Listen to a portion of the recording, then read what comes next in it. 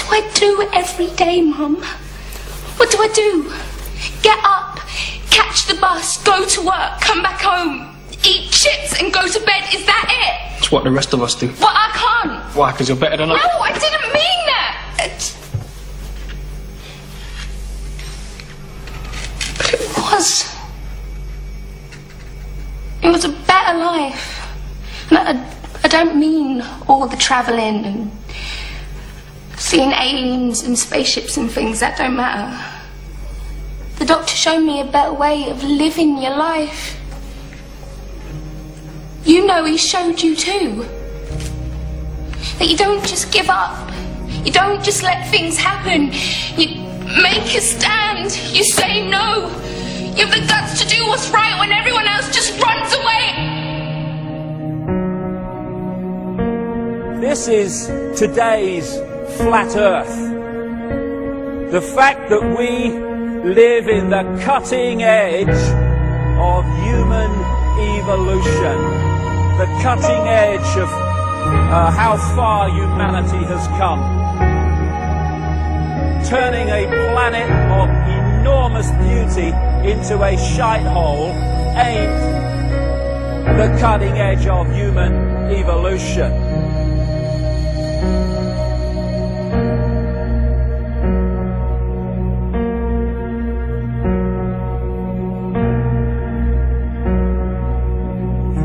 As Michael Elner said, just look at us. Everything is backwards. Everything is upside down. Doctors destroy health. Lawyers destroy justice. Universities destroy knowledge. Governments destroy freedom. The major media destroys information. And religions destroy spirituality.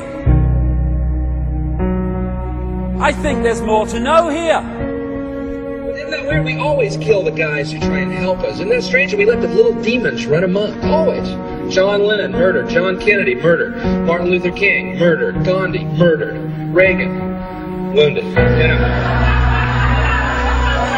Bad fucking choice. You find that people that are in positions of apparent power, like prime ministers and presidents, are actually puppets of the real power, which doesn't put itself on public display. Why would it? I mean, does anyone really think that George W. Bush is running America? He probably couldn't tie his shoelaces, never mind run a country. I had this feeling, man, because you know there's a handful of people actually run everything. That's true. It's provable. It's not a I'm not a conspiracy nut. It's provable. Handful, very small elite run and own these corporations, which include the mainstream media. I had this feeling who's ever elected president, like Clinton was, no matter what your promises you promise on the campaign trail, blah, blah, blah, when you win, you go into this smoky room with the 12 industrialist, capitalist scumfucks who got you in there, and you're in this smoky room, and this little film screen comes down, and a big guy in a cigar, roll the film. And it's a shot of the Kennedy assassination from an angle you've never seen before. It looks suspiciously off the grassy knoll. And then the screen goes up and the lights come up and they go to the new president. Any questions? Just what my agenda is. First we bomb Baghdad. You got it. What I am is frustrated at watching Orwell's 1984 unfold in front of our eyes by the day, while people focus on who shot Phil Mitchell. That is frustrating, because my children and your children, thank you, are going to have to live, indeed, in the timescale, so are we, because we're living in it now, when the most basics of freedoms are being taken away. The average man and woman is in a trance. They get home from work, they don't even talk to their children. They turn the television on, and they let those corporate messages set the agenda in their lives. All you ever hear about in this country is our differences. That's all the media and the politicians are ever talking about, the things that separate us, things that make us different from one another. That's the way the ruling class operates in any society. They try to divide the rest of the people. They keep the lower and the middle classes fighting with each other so that they, the rich, can run off with all the fucking money. Fairly simple thing, happens to work. You know, anything different, that's what they're going to talk about. Race, religion, ethnic and national background, jobs, income, education, social status, sexuality, anything they can do, keep us fighting with each other so that they can keep going to the bank. Divide and conquer is the motto. And as long as people continue to see themselves as separate from everything else, they lend themselves to being completely enslaved.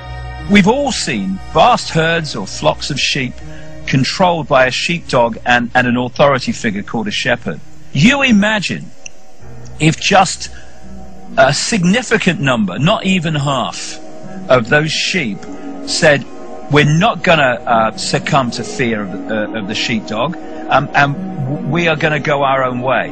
And those sheep start going in their own way, they start expressing their uniqueness, and they stop acquiescing with the authority figure and succumbing to fear. Where's the power of the shepherd now? Where's the power of the sheepdog now? They have no power except in acquiescence by the mass of the sheep to the perceived power that they have. We need to start seeing humanity in these terms very, very quickly.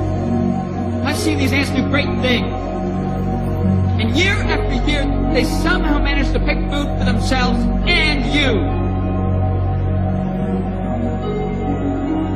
So who is the weaker species? Ants don't serve grasshoppers. It's you who need us.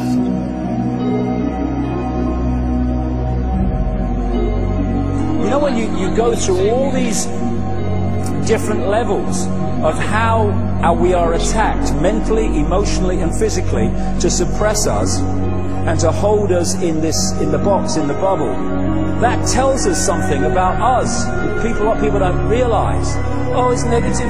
No, it's not negative. It's extremely positive if you want to use those terms, because it's telling us who we really are. The level of suppression on multi-levels, in multi-ways, that they've had to go to and continue to go to hold us in servitude, shows the potential of genius and magnificence that we really are. And that's our natural state. This is the difference between the power of our Creator and anything else, particularly evil. That you can go into a pitch black room full of evil, full of darkness, and light a little candle, and instantly that darkness flees. But you can't do the opposite. You can't go into a well-lit room full of truth and wisdom and righteousness and joy and health and harmony with the universal power. You can't take any amount of darkness and go into that well-lit room and have any effect whatsoever. That is the metaphor which I frequently think of when I think that I'm not empowered. It is the greatest lesson for me, and I think for everybody else, to know that we're on the winning side and that we're winning. Today, a young man on acid realized that all matter is merely energy condensed to a slow vibration, that we are all one consciousness experiencing itself subjectively. There is no such thing as death. Life is only a dream, and we are the imagination of ourselves. Here's Tom with the weather.